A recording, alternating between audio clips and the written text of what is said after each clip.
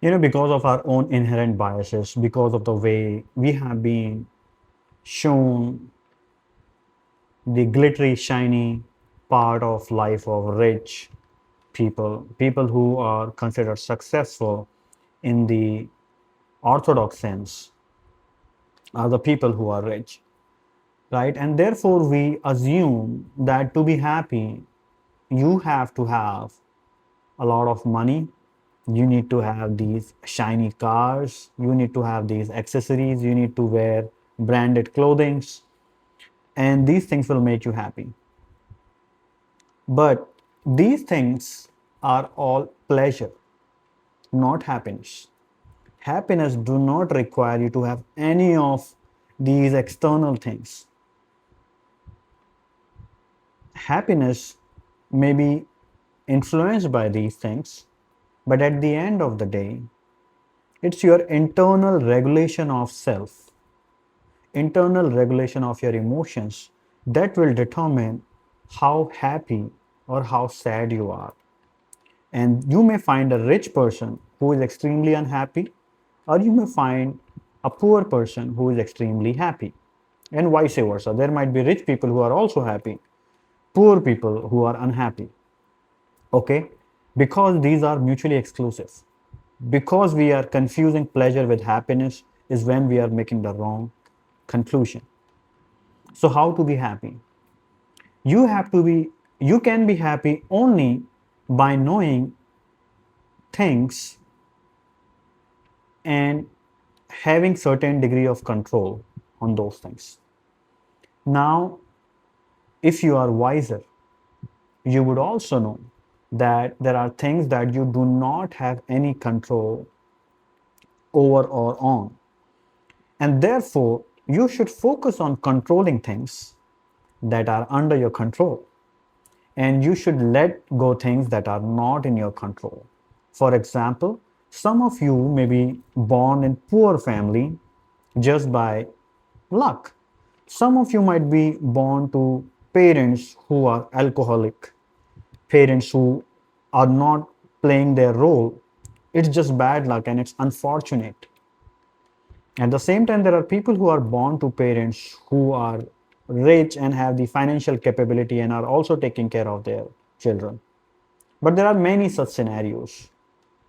But this was something that was not in your control. Being born in a specific family was not in your control. What is in your control is, especially after you are above 25 years of age, where you start earning and you have your own self independence, is trying to control things that are in your control and letting go things that are not in your control. And you will realize how this perspective of internal regulation, of letting things go and controlling things that are in your control, that is equally important. Okay, and we should not just talk about things that are not in your control. So I gave enough example around things that were not in your control. For example, being born in a poor family. But at the same time, there are so many things that are in your control. For example, learning a new skill set is in your control. For example, networking is in your control. For example, learning from books is in your control. For example, learning from videos like this is in your control. And then not just learning but implementing these things.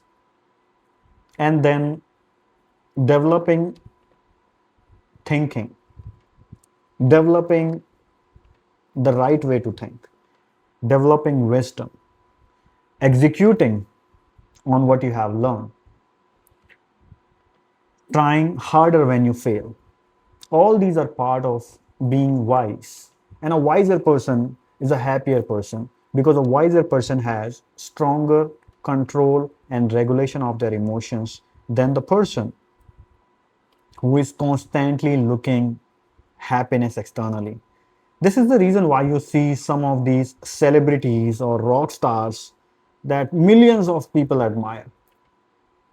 They count on drugs and substance abuse despite having everything in their life physically, right? The tangible things. But what they do not have is the intangible happiness. And therefore, they're looking for these things in drugs and other substances. Therefore, after becoming so successful, they feel lost. You do not want to make that mistake. You do not want to live that life, suffer, and then realize this basic truth. Do not confuse success with pleasure. And once you do that, you will start making better choices. You'll start working on things that matter the most, things such as relationships, especially with people who have already proven you enough times that they really care for you, who are worth keeping in your life. Another area to work on is your wealth. Wealth brings stability, and that stability will become the reason why you can peacefully take chances. So the idea is not to have money and then waste it, but use it as a shield so that you can do things that matter the most. Third thing is spirituality.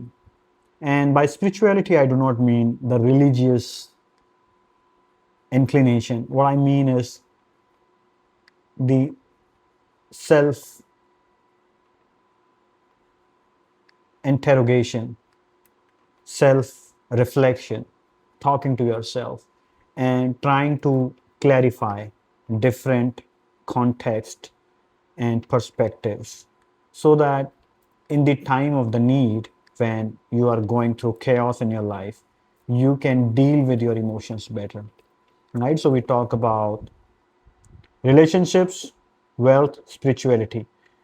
And the fourth one, but not the least important, but maybe the most important, is your health. And when I talk about health, I mean both physical health as well as mental health.